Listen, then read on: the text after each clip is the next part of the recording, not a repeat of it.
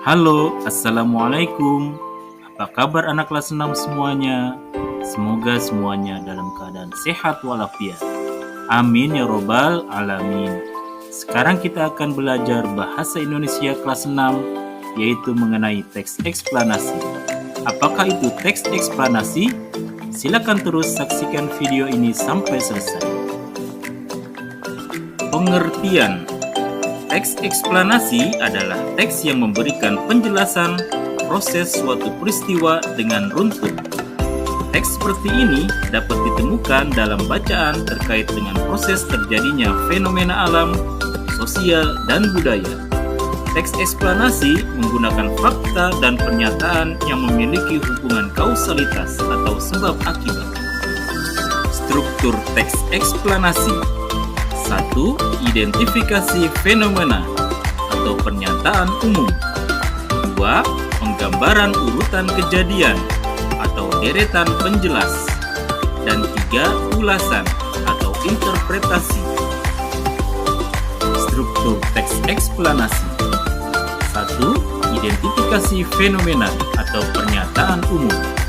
Bagian ini berisi identifikasi sesuatu yang diterangkan dan bisa berupa fenomena alam, sosial, budaya, dan lain-lain. 2. Penggambaran urutan kejadian atau deretan penjelas. Bagian ini menggunakan dua pola. Pertama, rincian yang berpola atas pertanyaan bagaimana akan melahirkan uraian yang tersusun secara kronologis atau berdasarkan urutan waktu.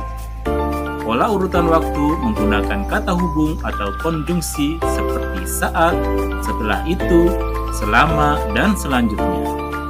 Kedua, perincian yang berpola atas pertanyaan mengapa akan melahirkan uraian yang tersusun secara kausalitas atau hubungan sebab akibat. Pola sebab akibat menggunakan kata hubung atau konjungsi karenanya, supaya, agar, karena, dan sebab itu. Dan 3. Ulasan atau interpretasi. Pada bagian ini berisi komentar atau penilaian tentang konsekuensi atas kejadian yang dipaparkan sebelumnya.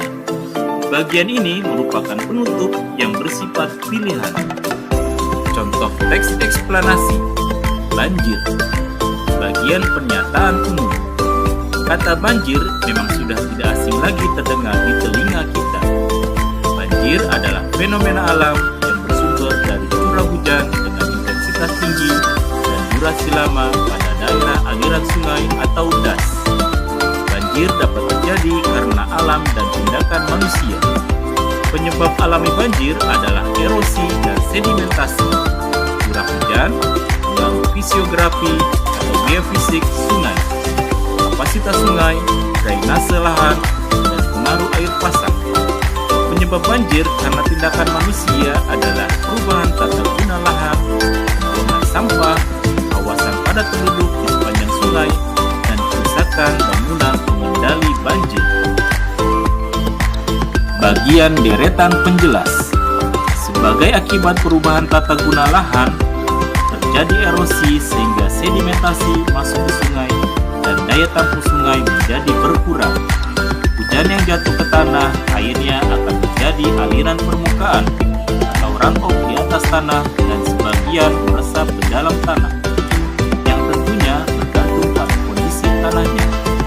Jika suatu kawasan hutan berubah menjadi permukiman, hutan yang bisa menahan aliran permukaan cukup besar diganti menjadi permukiman dengan resistensi aliran permukaan kecil.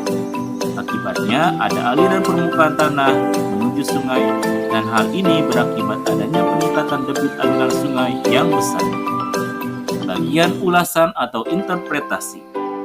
Banjir memang telah menjadi salah satu bencana yang menyebabkan kerusakan besar bagi manusia.